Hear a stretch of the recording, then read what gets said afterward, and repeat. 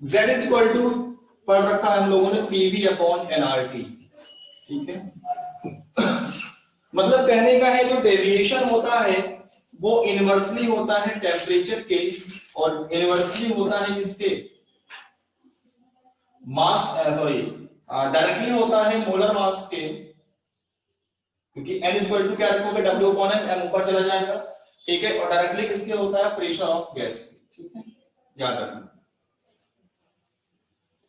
कहने का मतलब है जिसका जेट ज्यादा होगा उसका प्रेशर भी क्या होगा, ज्यादा होगा, ठीक है।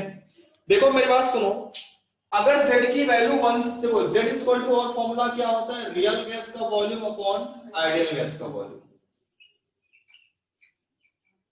ठीक है। देखो Z is equal to real volume of real gas upon volume of क्या होता है, आइडियल गैस होता है, ठीक है। देखो आप समझो, आपको पता है कि रियल गैस के लिए Z की वैल्यू 1 नहीं होती, तो 1 नहीं होती तो क्या होती है, या तो 1 से ज्यादा होती है या तो 1 से क्या होती है, कम होती है। जब 1 से ज्यादा होगी तो कौन सा फोर्स, कौन सा वॉल्यूम ज्यादा होगा, रियल गैस का वॉल्यूम ज्यादा होगा आइडियल गैस के वॉल्यूम से। और जब 1 से कम होगी तो रियल गैस का वॉल्यूम कम होगा आइडियल गैस के वॉल्यूम से। देखो अगर वॉल्यूम ज्यादा होगा इसका मतलब क्या होगा, वॉल्यूम ज्यादा होने का मतलब क्या हो गया, मॉलिक्यूल के बीच क्या लगेगा, आपस में रिपल्सन फोर्स लगेगा। भाई वॉल्यूम ज्यादा है, दूर दूर भागेंगे क्योंकि इनको प्रॉपर एक स्पेस मिल गया। तो ध्यान रखना बेटा कि जब वॉल्यूम ज्यादा होता है तो कौन सा फोर्स लगता है बेटा, डोमिनेंट होता है, रिपल्सन फोर्स डोमिनेंट होता है, ठीक है। लेकिन जब आइडियल गैस, रियल गैस का वॉल्यूम कम हो गया, वॉल्यूम कम होगा तो मॉलिक्यूल पास पास में आएंगे तो उनके बीच कौन सा फोर्स लगेगा, अट्रैक्शन फोर्स लगेगा। कौन सा फोर्स लगेगा बेटा, अट्रैक्शन फोर्स। तो जेड की वैल्यू 1 से ज्यादा होगी तब रिपल्सन फोर्स लगेगा, और जब कम होगी तो कौन सा फोर्स लगेगा, अट्रैक्शन फोर्स लगेगा। और आपको पता है जब जेड की वैल्यू 1 से ज्यादा होती तो गैस कैसी होती, लेस कंप्रेसिबल होती है। कैसी होती है, क्योंकि गैस का वॉल्यूम ज्यादा होता है, गैस के मॉलिक्यूल दूर दूर होते हैं, इसलिए कंप्रेसिबिलिटी उनकी क्या होती है, कम होती है।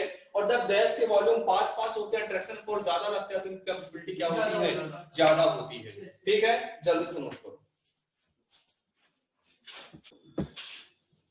Write down, arrange the increasing order of repulsive force and attractive force। Repulsion force का ऑर्डर लिखना है और अट्रैक्शन फोर्स का ऑर्डर लिखना है। 4 गैसें दी है, उनके जेट की वैल्यू भी दी है आपको। 4 गैसें हैं आपके पास A B C D, ये 4 गैसेस हैं। आपको इनके लिए जेड की वैल्यू दी गई है। A के लिए 1.6 है, B के लिए 0.6 है, C के लिए 0.8 है, ये 1.8 है। तो आपसे कह रहे हैं कि इसमें रिपल्सन फोर्स का ऑर्डर क्या होगा और अट्रैक्शन फोर्स का ऑर्डर क्या होगा। तो भाई आपको पता है कि फोर्स ऑफ अट्रैक्शन के लिए जेड की वैल्यू 1 से क्या होनी चाहिए, 1 से क्या होनी चाहिए, कम होनी चाहिए। मतलब 1 से जितनी कम होगी उससे क्या होना चाहिए, उतना ही ज्यादा क्या लगेगा, रिपल्सन लगेगा। ठीक है कि नहीं, सही है। अब देखो भाई यहां पर A और D तो बिल्कुल नहीं देंगे क्योंकि यहां वैल्यू 1 से क्या है, ज्यादा। अब बात आती है B और C में, तो B और C में 1 से कौन कम है, B कम है।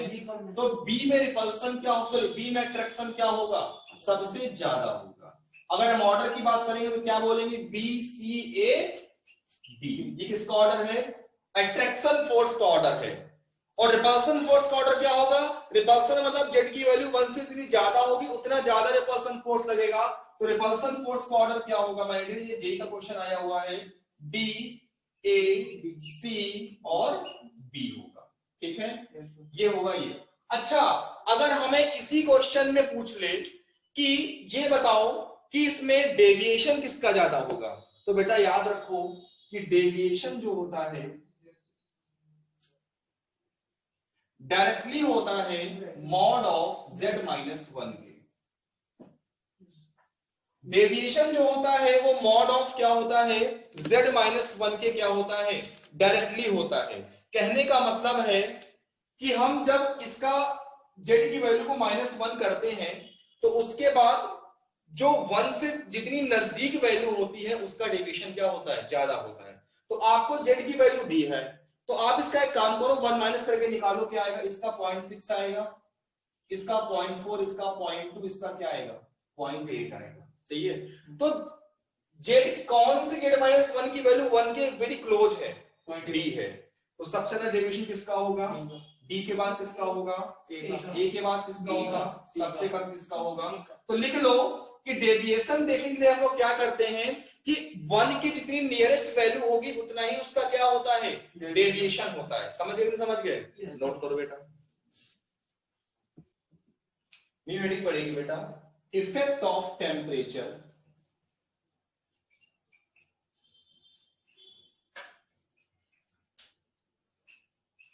इन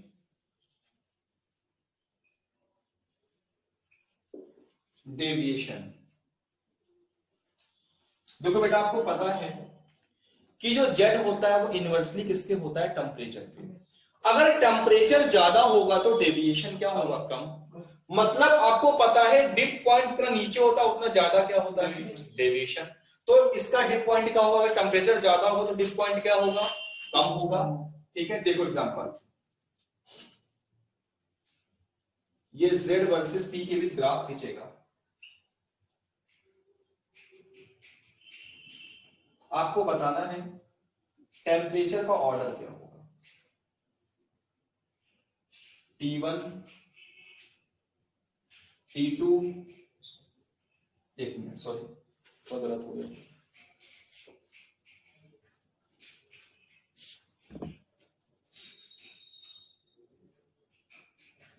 बाहर से निकले, T1 केल्विन पे, T2 केल्विन पे, T3 केल्विन पे और T4 केल्विन पर 4 कर्व बन रहे हैं। ठीक है, तो यहां पे टेम्परेचर का ऑर्डर होगा T1 is greater than T2 is greater than T3 is greater than T4। क्योंकि आपको जिसका टेम्परेचर कम होगा उसका डिप पॉइंट सबसे नीचे होगा, उसका सबसे ज्यादा क्या होगा बेटा, डेविएशन होगा। ठीक है, नोट कर लो फटाक से। देखो बेटा नेक्स्ट,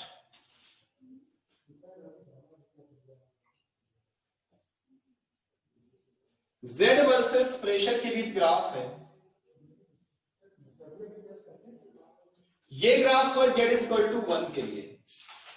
मैं आपको टेम्परेचर देता हूं, ये T1 है,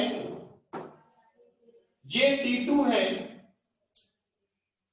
ये T3 है और ये T4 है। आपको टेम्परेचर का ऑर्डर बताना है। आईआईटी क्वेश्चन आया हुआ है, ओलंपियाड में पूछा गया था एक बार, आपसे टेम्परेचर का ऑर्डर पूछा गया है, तो सबसे ज्यादा टेम्परेचर किसका होगा, T1 होगा। उससे कम कौन सा, उससे कम कौन सा और सबसे कम कौन सा, क्योंकि T4 का डेविएशन क्या है, सबसे ज्यादा। तो जिसका डेविएशन सबसे ज्यादा होगा उसके जेड की वैल्यू ज्यादा होगी, T क्या होगा उसका कम होगा। तो आंसर क्या होगा, T1 greater than T2 greater than T3 और लेस, सबसे कम किसका होगा टेम्परेचर, T4। नोट डाउन करो।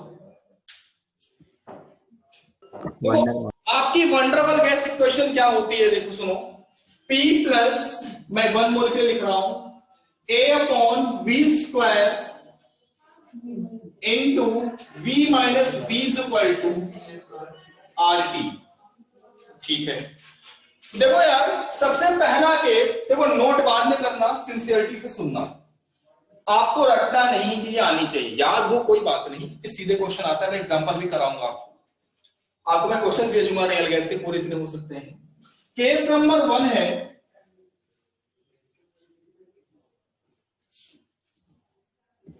केस नंबर 1 क्या है, लो प्रेशर पर क्या होती है इक्वेशन, एट लो प्रेशर पर जेड की वैल्यू क्या होती है। आपसे कह रहा है कि लो प्रेशर पर जेड क्या होता है, तो भाई लो प्रेशर पर वॉल्यूम क्या हो जाएगा, बहुत हाई हो जाएगा।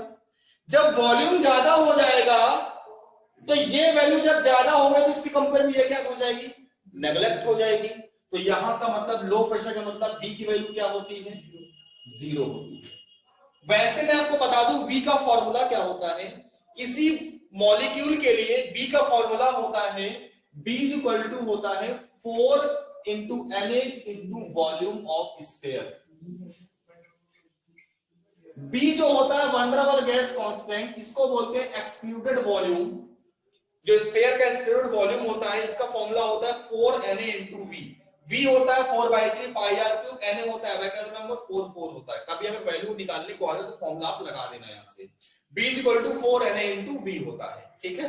लो प्रेशर पर B की वैल्यू 0 होती है, रख दो यहां पर B की वैल्यू 0, तो P plus A upon V square into V equal to RT। V से अंदर मल्टीप्लाई कर दो तो PV plus A upon V equal to RT। A upon V को उधर ले जाओ, P equal to RT minus A upon V। RT से पूरे को डिवाइड कर दो तो PV upon RT, RT upon RT 1 हो जाएगा, A 1 minus A upon V RT। इसको क्या बोलते हो, Z is equal to 1 minus A upon V RT। आप देखो कि जब प्रेशर क्या है, लो है, तो Z की वैल्यू क्या हो गई, यहां से 1 से कम हो गई। और आप ग्राफ में देखो कि जब Z की वैल्यू 1 से कम है तो वहां पर प्रेशर क्या है, लो है। आप खुद देख लो यहां पर हमेशा 1 से कम ही वैल्यू आएगी, 1 से हमेशा क्या आएगी, वैल्यू कम आएगी। तो Z की वैल्यू 1 से कम हो गई, इसका मतलब क्या हो गया, यहां पर कौन सा फोर्स डोमिनेंट हो गया, अट्रैक्शन फोर्स डोमिनेंट हो गया। इस केस में आइडियल गैस का वॉल्यूम क्या हो गया, रियल गैस से आइडियल क्या हो गया, ज्यादा हो गया। समझ में नहीं समझ गए। अगला केस दो, case number 2 high pressure. Case number 2 है हाई प्रेशर का। इस पे डायरेक्ट ऑब्जेक्टिव पूछा जाता है कि लो प्रेशर पर जेड क्या होता है, तो आपको याद होना चाहिए ये वैल्यू। अगर आपको पेपर में पूरा नहीं करना तो आपके दिमाग में होना चाहिए, प्रैक्टिस में सब हो जाएगा, ठीक है। केस नंबर 2 है at high pressure. At high pressure, जब प्रेशर हाई होगा तो फिर क्या होगा, जब प्रेशर हाई होगा तो वॉल्यूम कम होगा, तो ये वैल्यू पूरी बहुत ज्यादा हो, उसको क्या करेंगे, इसको नेग्लेक्ट कर देंगे। तो इसको तुम क्या कर दो, हाई प्रेशर में नेग्लेक्ट कर दो, तो P into V minus B is equal to RT। तो बेटा यहां से आएगा PV minus PV is equal to RT। PV उधर ले जाओ, PV is equal to PV plus RT। RT को सबसे डिवाइड कर दो, PV upon RT is equal to 1 plus PV upon RT। ये क्या लिखा है, Z is equal to 1 plus PV upon RT। यहां पर हमेशा Z की वैल्यू 1 से क्या आएगी, ज्यादा आएगी, क्योंकि हमेशा 1 में क्या हो रहा है, एडिशन हो रहा है। क्या हो रहा है, यहाँ पे एडिशन हो रहा है। तो बेटा इसको फटाक से नोट करो दोनों केस। थर्ड केस है इसका फॉर H2 एंड हीलियम। देखो हाइड्रोजन और हीलियम बहुत ही लाइटेस्ट गैसें हैं और हल्की गैसें हैं, तो इसमें हाइड्रोजन और हीलियम का जो ए की वैल्यू होती है, क्या होती है, इनके लिए 0 होती है। याद रखना, कई बार क्वेश्चन आया है इस पे, डायरेक्ट याद रखना कि जो H2 और हीलियम की लाइटेस्ट गैसें हैं, लाइटेस्ट गैसें के लिए ए की वैल्यू क्या होती है, 0 होती है।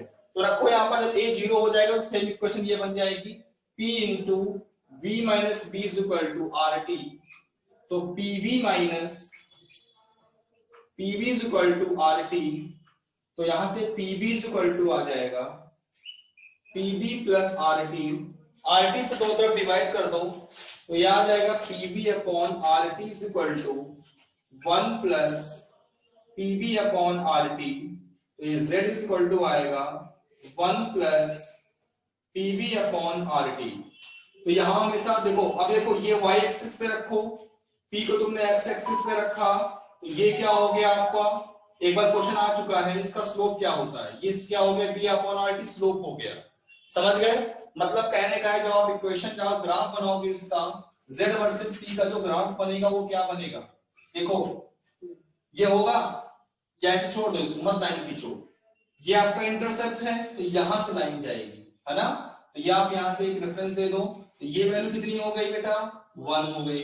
स्लोप कितना हो गया, n इक्वल टू कितना हो गया, b अपॉन RT हो गया, याद रखना। Yes sir. स्लोप क्या हो गया, b अपॉन, प्रूफ हो गया जो मैंने ग्राफ बनाया था उसका। Yes sir. नोट कर लो। n moles of helium gas, n moles of helium gas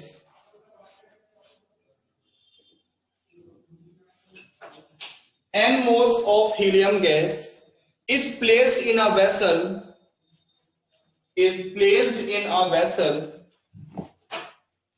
of volume v liter, of volume v liter at T Kelvin, at T Kelvin, at T Kelvin, if V1 is free volume of helium, if V1 is free volume of helium,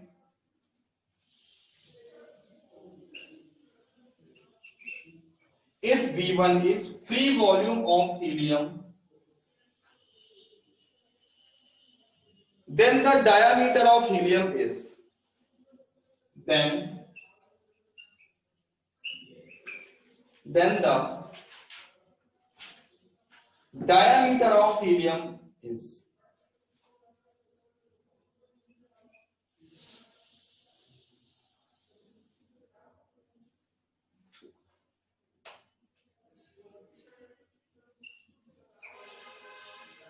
तीन option दिए, चार option दिए, आपको बताना है किसका diameter क्या होगा।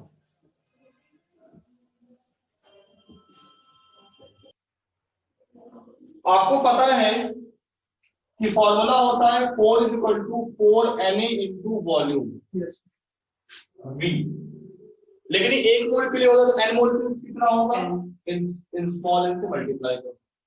ये होता है एक्सक्लूडेड वॉल्यूम, फ्री वॉल्यूम, ये कितना हो गया V माइनस V1 हो गया। तो आपसे V की वैल्यू पूछ रहे हैं हमसे, सॉरी उसकी वैल्यू पूछ रहे हैं, क्या कहते हैं, एक्सक्लूडेड वॉल्यूम पूछ रहे हैं, इसके टर्म्स में V1 दो यूनिट से पूछ रहे हैं। तो ये हो गया 4 इंटू Na इंटू n, देखो V वॉल्यूम था, V1 फ्री था, कितना बचा V minus V1 into small, ये V की वैल्यू क्या होगी 4/3 पाई r क्यूब हो जाएगी। अब इधर ले जाओ 3 V minus V1, 3V minus V1 is equal to 16 into n into Na into pi r cube. चलो ठीक है, ठीक है।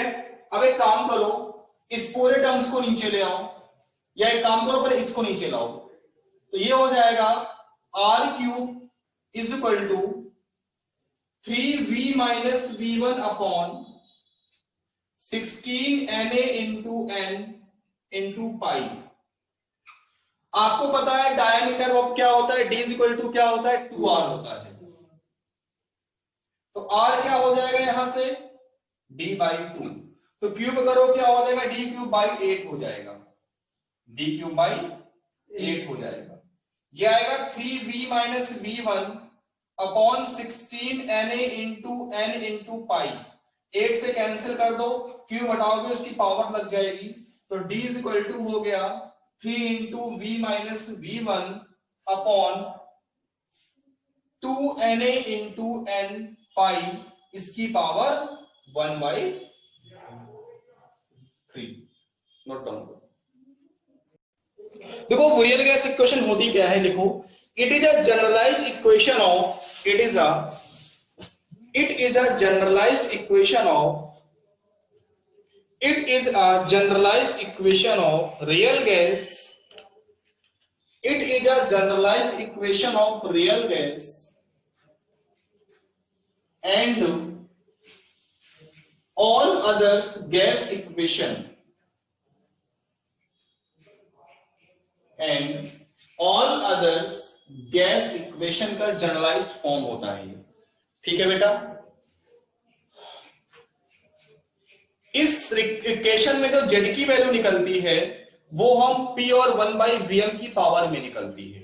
तो देखो उसमें हम दिया होता है, क्वेश्चन क्या था हमारे पास, एक क्वेश्चन दिया था जेई का, उससे बताऊंगा। Z is equal to 1 plus BP into C into P square plus DP cube ये हमें जेड की इक्वेशन दी थी।